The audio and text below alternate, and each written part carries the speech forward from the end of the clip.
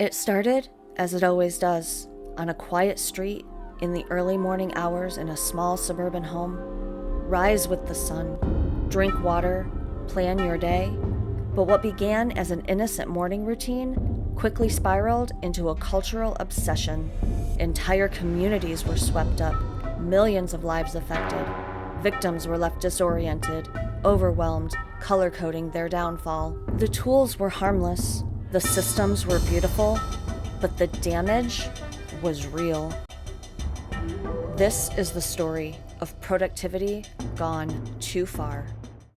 You probably don't remember when it started. One day, you were just living your life, and the next, you were timing your showers, tracking your sleep, and measuring your worth by completed tasks. It didn't feel like a scam. It felt like self-improvement. They said it was about habits, discipline, leveling up. But the more you tried to improve, the worse you felt. They told you, get a better system, buy a better planner, watch one more video, download one more template, and you did. But things didn't get better. They just got louder, busier, heavier. You stopped asking yourself if you were okay and started asking yourself, am I productive? And here's the thing that no one wants to admit. The productivity industry is not failing you by accident. It was built this way. This is a story about pressure, about profit, and about a system that works, just not for you. This is not a tutorial. It's an investigation.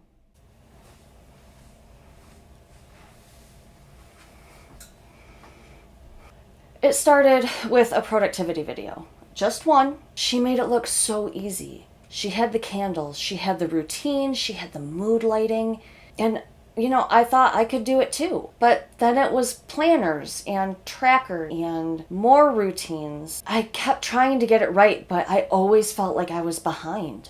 I didn't even realize it was happening until I couldn't even get out of bed without checking something off of my to-do list first.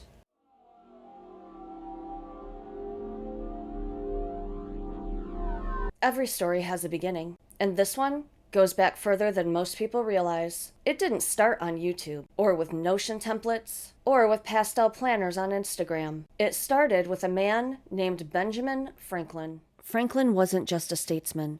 He was a systems guy. He divided his day into hourly chunks, measured his morality, and believed virtue could be scheduled. The idea stuck. In the industrial era, time became money. Factory shifts, punch clocks, efficiency models. By the early 1900s, Frederick Winslow Taylor took it even further. Taylorism, they called it. Break the job into pieces. Time every movement. Eliminate waste. Humans as machines. I thought the structure would help. I thought it was going to save me. It wasn't just about being efficient. It was about being good. Like, morally good. And I knew that if I could just stick to the system, then I would be doing life correctly. By the 1980s, the self-help boom turned productivity into a lifestyle. Stephen Covey published The 7 Habits of Highly Effective People. Franklin Day planners hit every boardroom. Corporate America was hooked. Time wasn't just money anymore. Time was morality. Time was success. Time was who you were allowed to become. There was always this guilt. Like if I wasn't filling every single hour, then I was just wasting my potential. I didn't even know who I was if I wasn't being productive.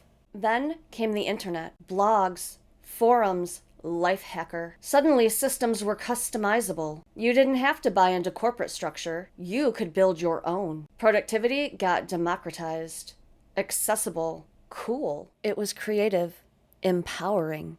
It looked like freedom, but buried inside that freedom was the same message. You're only valuable if you're productive. By the time YouTube entered the scene, we weren't building systems to help us live. We were building systems to survive ourselves. I had a whole morning routine that took like 2 hours. I was journaling and habit tracking and drinking lemon water and dry brushing. And I was doing all of it before I even opened my laptop for the day. But it didn't make me feel calm. It made me feel like I was a hostage in my own life.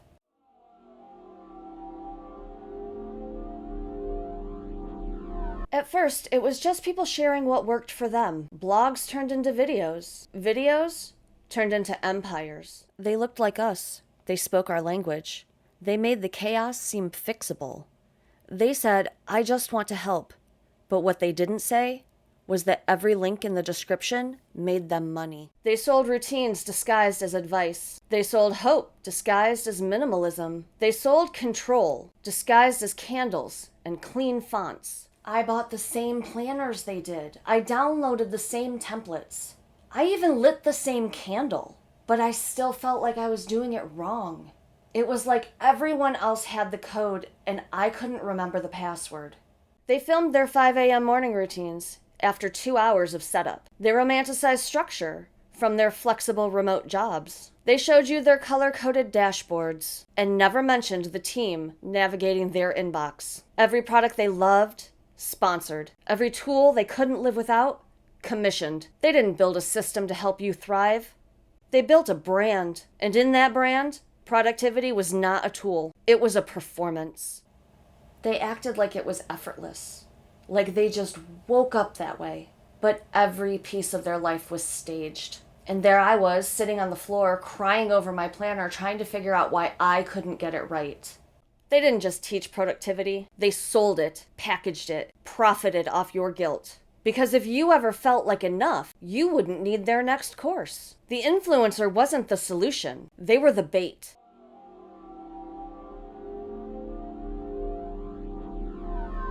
This wasn't about productivity. Not really. It was about control. And not the kind of control that keeps your kitchen drawers organized. The kind that makes chaos feel manageable. That gives you rules to follow when everything around you feels like it's breaking. Systems like this don't rise by accident. They appear and spread when people are desperate for order. When the world outside feels unpredictable, we cling to anything that promises structure. Predictability becomes safety. Routine becomes armor. And the people who designed this system, the ones who wrote the books, and launched the courses and built the brands, they knew that. They knew that fear makes people compliant, that stress makes people searchable, that if they positioned productivity as the cure for chaos, they'd never run out of customers. It didn't matter if the chaos was global or personal. Inflation, burnout, perimenopause. The answer was always the same. Get your life together. Buy this planner. Watch this webinar. Start this routine. They didn't have to lie. They just had to suggest that if you were tired, unmotivated, scattered, or sad, the problem was you. And the solution was discipline, optimization, focus. You didn't need support. You just needed a better system. It wasn't framed as control. It was framed as virtue. That was the brilliance of it. If you stuck to the system, you weren't just productive. You were good, righteous, enlightened, one of the successful ones. And if you couldn't stick to it, that wasn't the system's fault. It was yours. You weren't trying hard enough. You weren't serious enough about your goals. You were making excuses. That framing was intentional, because when the user blames themselves, the system never has to change. Meanwhile, the industry around it, the apps, the journals, the influencer pipelines, kept growing. These weren't just helpful tools anymore. They were a full-blown marketplace, monetizing your time, your attention, and your pain. They sold you a sense of control, then kept changing the rules. They told you to keep optimizing, keep tweaking, keep resetting, because if it wasn't working yet, it just meant that you hadn't done enough. I thought it was me. I really did. Every time I burned out, I'd go buy a different planner, a different app, a different Etsy printable. I must have downloaded 15 planners in 6 months. None of them helped. But every failure made me believe that I just needed to work harder. I was never allowed to rest. I was only allowed to start over. This was never about making you better. It was about making you manageable. If you're constantly scheduling, tracking, goal setting, and optimizing, you don't have time to question the system. You're too busy trying to meet the expectations it created. And in that loop, you become predictable, contained, profitable. That's what they wanted. Not your healing, not your liberation, your compliance. This system wasn't neutral. It had a motive, and it wasn't to help you thrive. It was to keep you busy.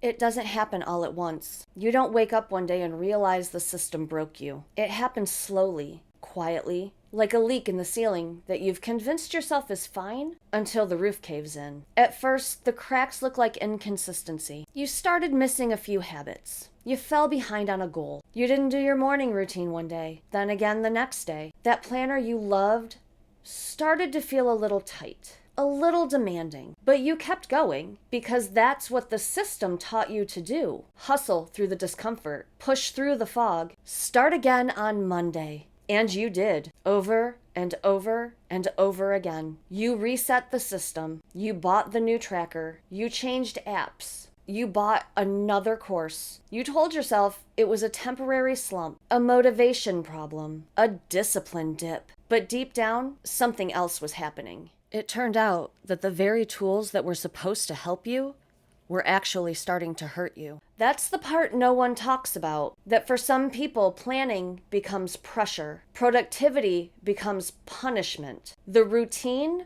turns into a ritual of self-criticism. You're not doing it to feel better anymore. You're doing it to deserve existing. And then one day, you stop. You stop checking the planner. You stop opening the apps. You stop trying to get your life together. Not because you gave up, but because the very idea of trying makes your stomach drop. The collapse isn't loud, it's quiet. It looks like sleeping through your alarm, sitting in your car in the parking lot and not going inside, standing in the kitchen, not sure where to start first, so you don't start at all.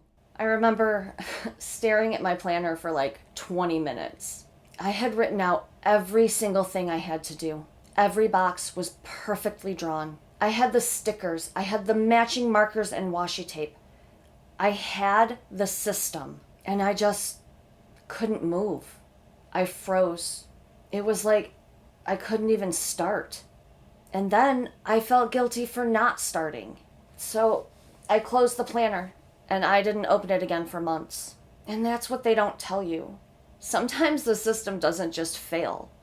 Sometimes it actually harms you. The productivity system was not built to handle your crisis. It wasn't designed to adjust when you're grieving, when you're sick, or when you're drowning in executive dysfunction. It has no flexibility, no empathy, no room for being human. So when you couldn't keep up, it didn't adapt. It blamed you, told you to wake up even earlier, to try harder, to be more disciplined, as if your body were the problem, as if your resistance to the system was proof that you didn't deserve success. It gaslit you with affirmations. It weaponized your ambition. It turned your breakdown into content. And it did all of this with pastel markers and soft piano music. This wasn't failure. This was the logical conclusion of a system that rewards performance and punishes humanity. And the cost wasn't just burnout. It was trust in yourself, in your instincts, in your ability to take care of your own life without external systems monitoring your every move. The collapse isn't just when the system stops working. It's when you realize it was never built to hold you at all. You were never broken. You were exhausted, manipulated, torched by the system that they said they created to help you. This wasn't failure. This was fallout, and it was never your fault.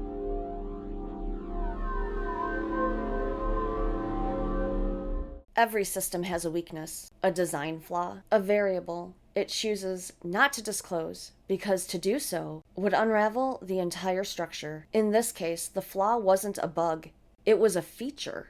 The modern productivity system, in all its color-coded, time-blocked, templated glory, wasn't just incomplete. It was built to be incomplete. From day one, it was designed to reward sameness, consistency, predictability.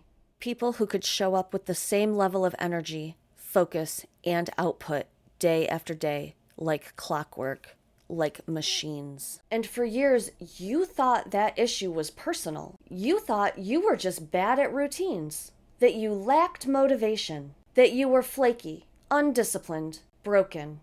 And I took that personal. You blamed yourself, not the framework, not the rigidity, not the fact that the systems you were trying to follow had no room for fluctuations, no margin for low energy days, for mental health dips, for ADHD, for chronic illness, for chronic pain, for grief, for being a human being with a nonlinear experience of time and effort. And the truth is, the system knew that. It didn't overlook rhythm and variation and inconsistency because those ideas were new. It overlooked them because they can't be monetized.